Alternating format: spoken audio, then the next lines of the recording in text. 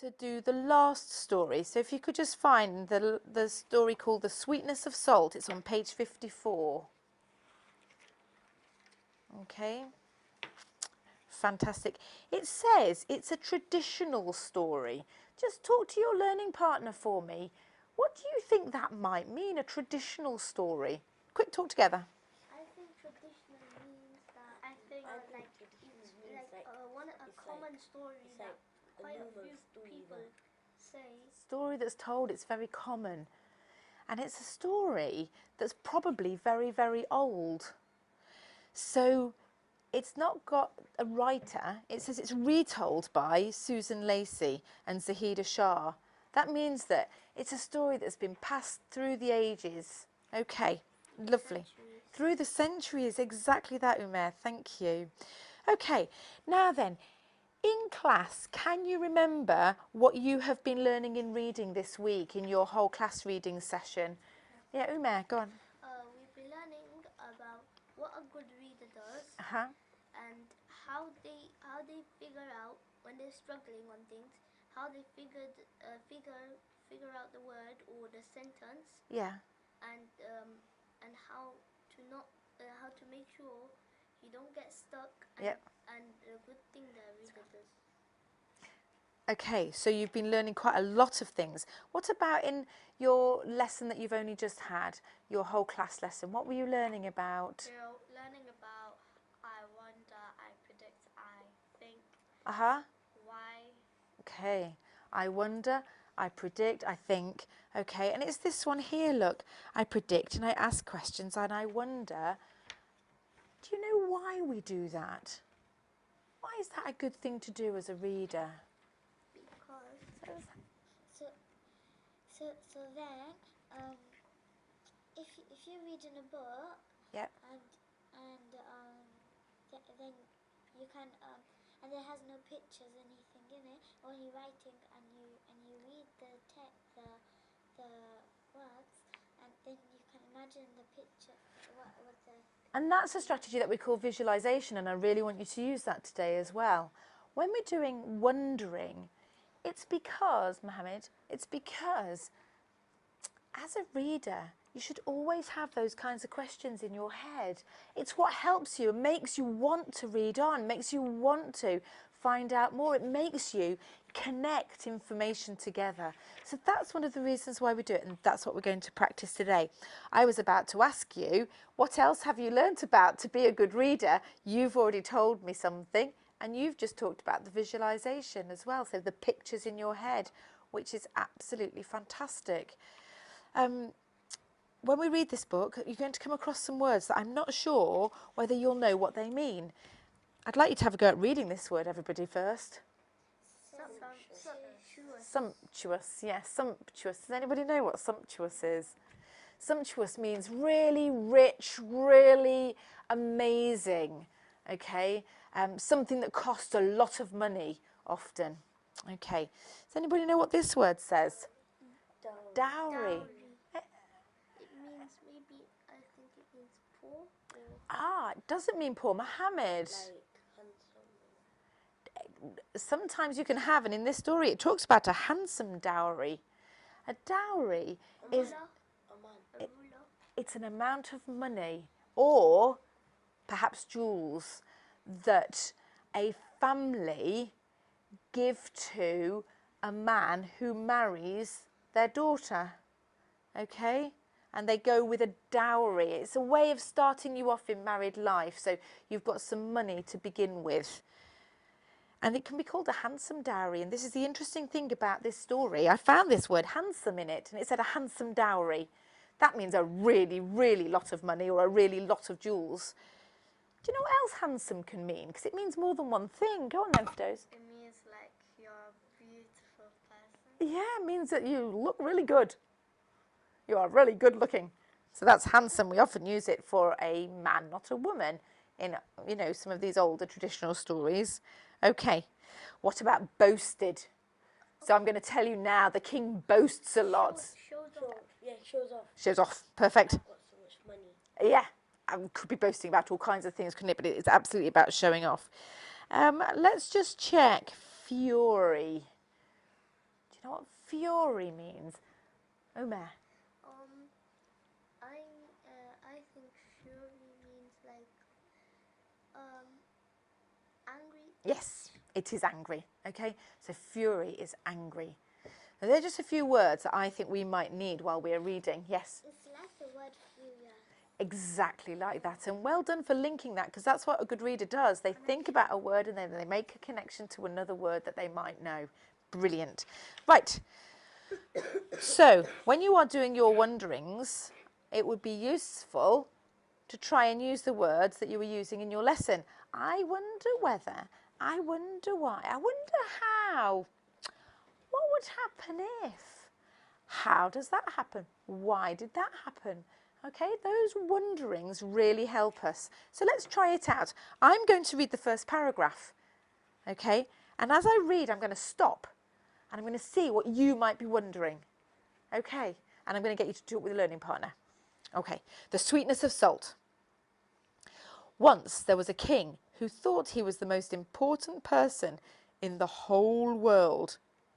He never tired of telling everyone how handsome he was, how generous, how intelligent. Talk to your partners. What might you be wondering? Talk together for me, please. I wonder why he thinks he's very important and he's the greatest. Why he boasts. Fabulous. So he boasted of his greatness as a ruler and would only have people around him who agreed with him and flattered him. Any more wonderings? Talk together again for me, please. I wonder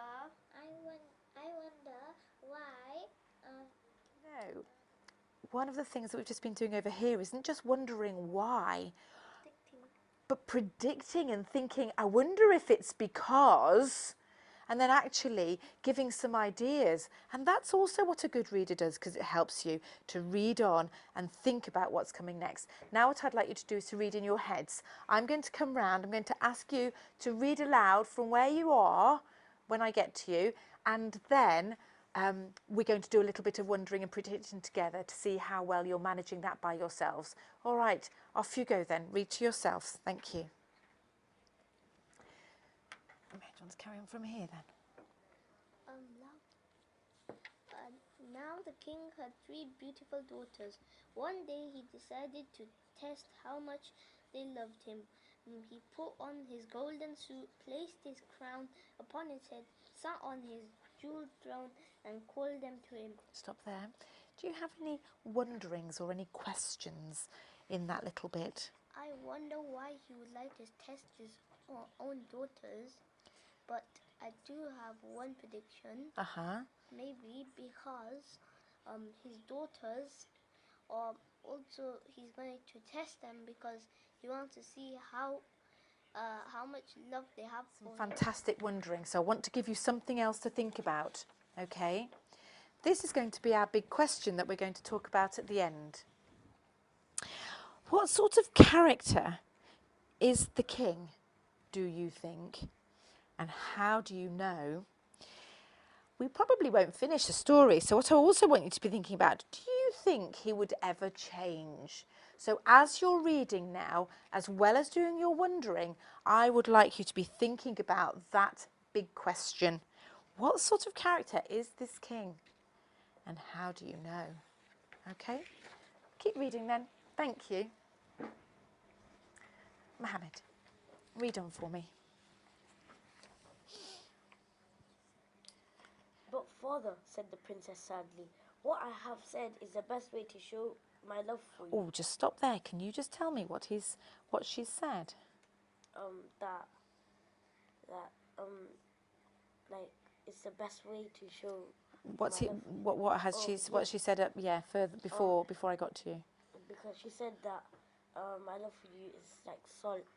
So. Right. So. Did you have any wonderings there? No. Because I wondered, like, why is she saying salt? Because salt is something that doesn't taste very nice. Mm-hmm. So that seems to be a bit of an odd thing to say, that my love is like salt.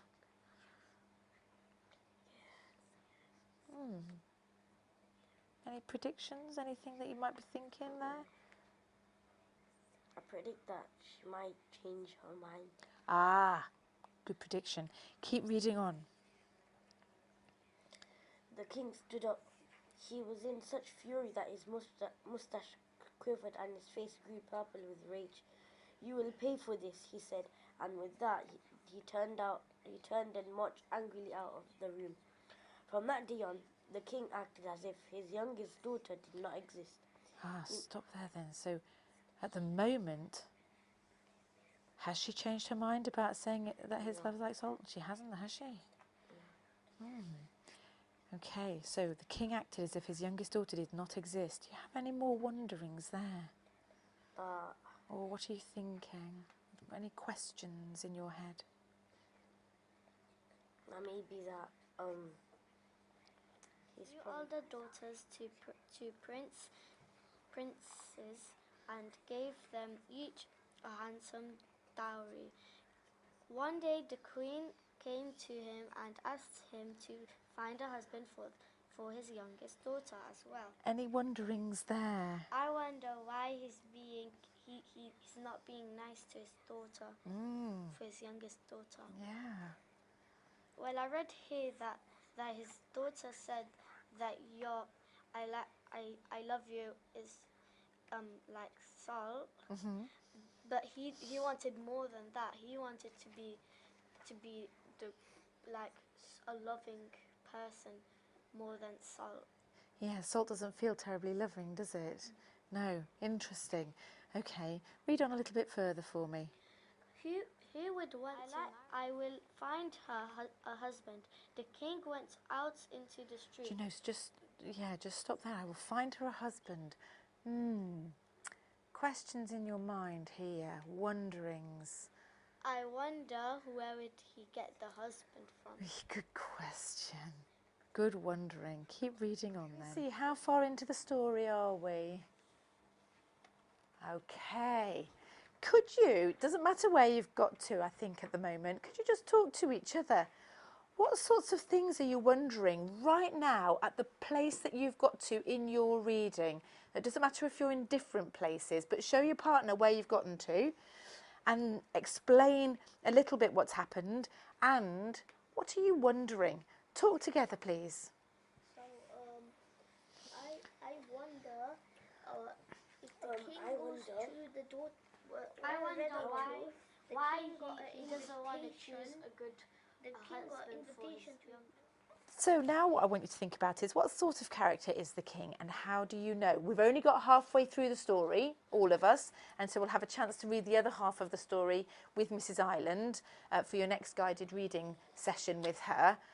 So far, what are you thinking about the king? I'd like you to start off for me by just talking with your learning partner first, and then we're going to try a whole group discussion. Off you go, talk together. I think the king is just showing off. Like he just wants. I think the king made his youngest daughter marry the beggar because when his daughter said that she loves him with like salt.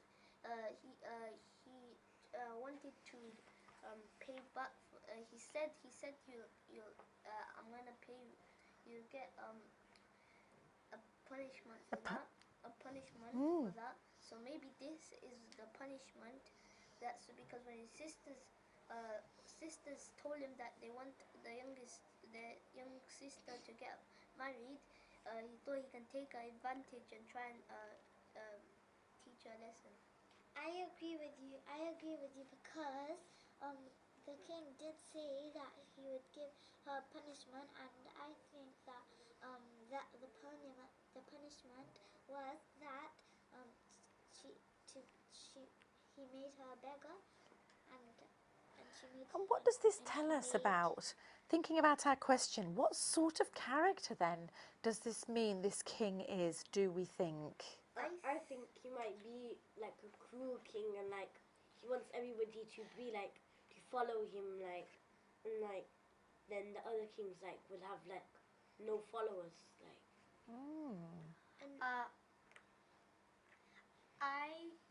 I think that the king will never ever change because he just wants so many people to say something really nice about him.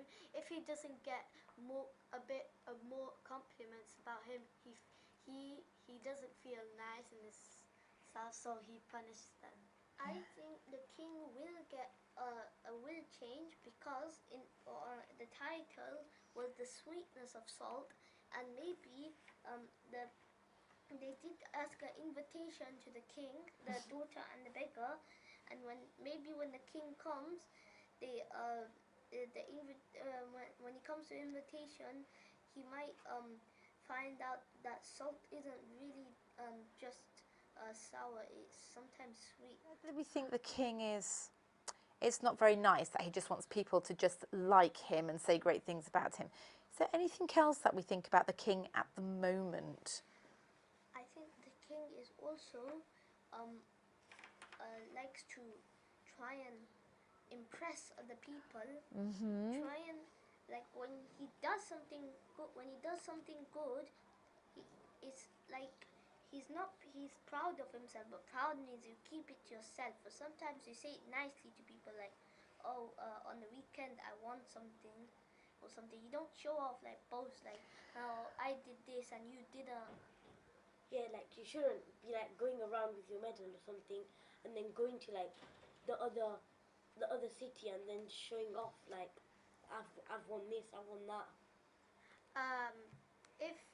If you are really proud of yourself, don't show it to the whole school. And what do we think about the king? What does he do? He shows it to the whole. He shows it to the whole village, and he's just showing off and trying to make people jealous. He could do it in a nice way, but he's actually not doing it in a nice way. Brilliant. You have been absolutely tremendous, you four. Honestly, you've really shown.